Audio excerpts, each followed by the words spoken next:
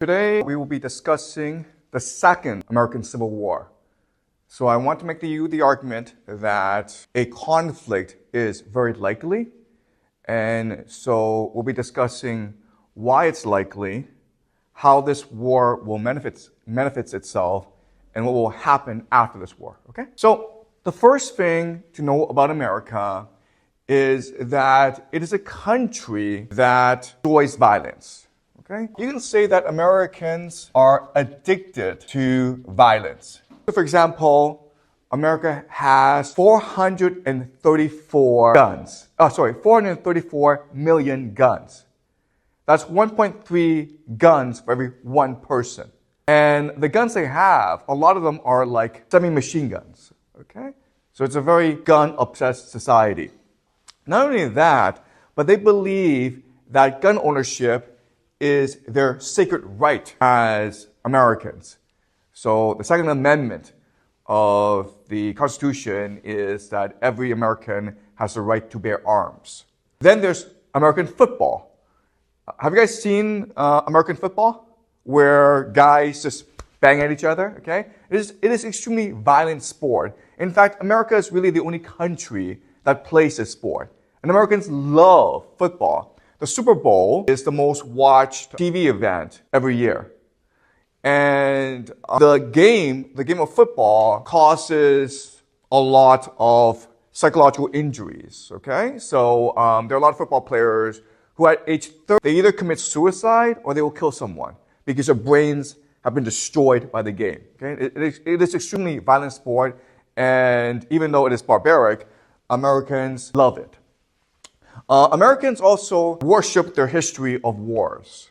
Okay? They believe that fighting wars, it's noble and it's sacred. Okay? So, second thing to know about America is that it has a long history of fighting wars. In fact, you can make the argument that America has been continuously at war since its founding in 1776, even before that. So, the first major war that America fought, of course, was the Revolution, right? 1776, War of Independence. And the reality is that Americans believed this war was sacred. And it was a revolution in human affairs. But if you actually look at the history of this war, you'll discover that the Americans didn't really fight this war for a good reason. They fought this war because the British were taxing them. But if you think about it, well, the British were providing defense. They were providing the army, right? So the British had a very good reason to tax the Americans. But the Americans didn't really like this, so they rebelled, okay? And the rebellion was actually the first American Civil War because there were actually a lot of Americans who wanted to remain in the Union. And so these loyalists, a lot of them were terrorized by extremists who wanted independence. Okay, so that is the American Revolution. But after the American Revolution, the Americans embarked on something called Manifest Destiny.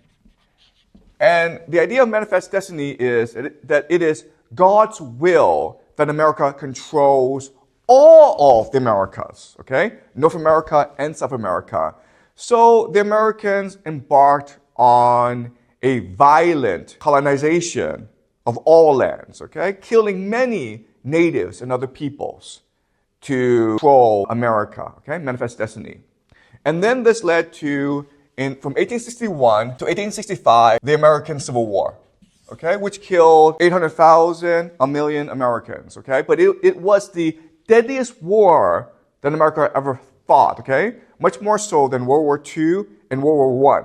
In fact, more people died in this war than in World War I and World War II combined for America. And if you looked at the reason for the Civil War, again, you're like, they didn't actually have to fight this war, okay? So at the founding of the nation, America was divided into North and South. And the difference is that the North was very industrial, and the South was agricultural. And because the economies were different, the way they structured their politics and culture and society were different. So the North believed in free labor, meaning that you were free to do any job you want, and employers were free to hire anyone they wanted. And this system is obviously much more efficient because it's a much better use of manpower. And so this caused the North to prosper and become very, very wealthy and expanded, okay? So at the start of the Civil War in 1861, the North had a population of 22 million people, okay? Very wealthy, very powerful. The South was an agricultural-based economy, and therefore it had to rely on slave labor, all right? And even though slave labor made wealthy people very prosperous, it was not good for the economy as a whole, okay? It was an inefficient use of manpower. And at the start of the war, they only had about 9 million people, okay? But what's important to remember is that the North was an industrial-based economy. The South was an agricultural-based economy. So in terms of weapons manufacturing, in terms of logistics, in terms of organization, the North had a huge advantage over the South, right? Now, why did they fight the war?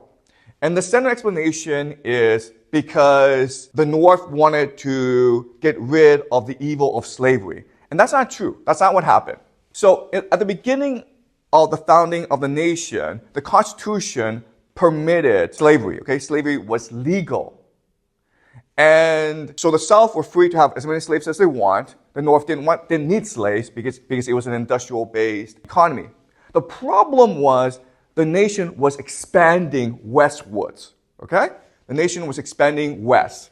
And they were adding more states into the Union.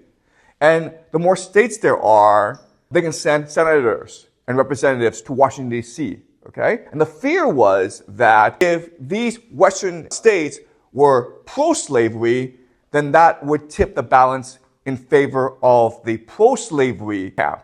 But if the reverse were true, if the western states were anti-slavery, then the South would be marginalized, okay? So for decades, there's this fierce debate as to how to handle these western states as they were admitted into the Union one by one, okay? And the solution, what they call the Missouri Compromise, is that for every one state that came in as pro-slavery, the next state had to be anti-slavery, okay? Does that make sense? To maintain a balance. But the problem, of course, is that a lot of these western states had their own opinions. So some of these western states, for example, Kansas, would want to be anti-slavery. Okay? So for decades, this was a huge issue politically in America, which divided the nation. The turning point was in 1860, when Abraham Lincoln was elected President of the United States. And Lincoln was radically anti-slavery. He believed that slavery was evil and had to be abolished at some point. Okay? The rest of the world abolished slavery. Why is it in America there are so many slaves? So that was Lincoln's agenda. But Lincoln was also a lawyer. And he believed that the South legally had a right to slavery. But over time, what we can do is limit slavery in the West. And therefore, over time, in maybe 100 years' time, slavery would naturally cease to exist. Okay? That was Lincoln's plan. Now, the South did not like this plan, and they were afraid of what Lincoln might really do as president, so they declared independence from the United States. They basically seceded from the Union, okay? And Lincoln, in response, invaded the South, okay? So basically, the Civil War was a battle over how much power the federal government had, okay? So from the perspective of the South, they were fighting the war for their right to freely express their political views. Okay? And the North was fighting to maintain the Union. Slavery was not the main issue. In fact, Lincoln himself said that if I could end the war without freeing any slaves, I would do so. Slavery is not the main issue. Keeping the Union intact was the main issue. Okay? Does that make sense? Okay. But again, they could have chosen to politically compromise. They could have had discussions, right? They could have even broke apart.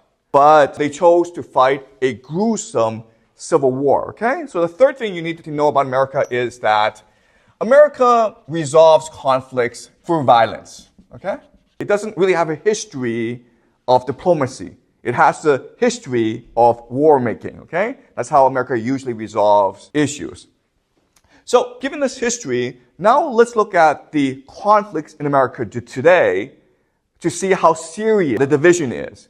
And the reality is that today it's actually very, very serious. Far more so than in 1861 when they fought the first Civil War, okay? So let's look at the divisions. The first major division is basically between the haves and have-nots, okay? So inequality and debt. So the wealthy, the top 1%, not only do they control most of the wealth in America, but they also control what we call the means of production. Meaning that if new money comes into the system, they will seize it, okay? So basically, the top 1% have a monopoly over wealth production. And the way they make most of their money is actually through collecting debt, okay? By exploiting other people. And this is what we call a rentier economy. Now, what makes this situation even worse are the culture wars. So America is divided between left and right. And this division actually goes back to the very founding of America in the 1600s, okay? So in America, in its founding, there were two opposing visions or strands, okay? The first strand are people who came to America to build a kingdom of God, a Christian nation that follows the laws of God, okay? These are the Pilgrims and the Puritans, okay? And we've discussed them before. And they've always been there, okay? And they today comprise the right. And the right are people who believe in conservative Christian values, okay? The left. But there's also another strand of America, and these are dissidents or political dissidents. And they believe in the Enlightenment. They believe that reason should be the God of human affairs. Okay? And these were the founding fathers. Okay? The founding fathers believed in something called deism, which is that there is a God, but God gave us the power, reason, and logic to determine our own affairs. So the Constitution is a document based on deism, okay? Separation of church and state. And they want to create a multicultural, secular empire, okay?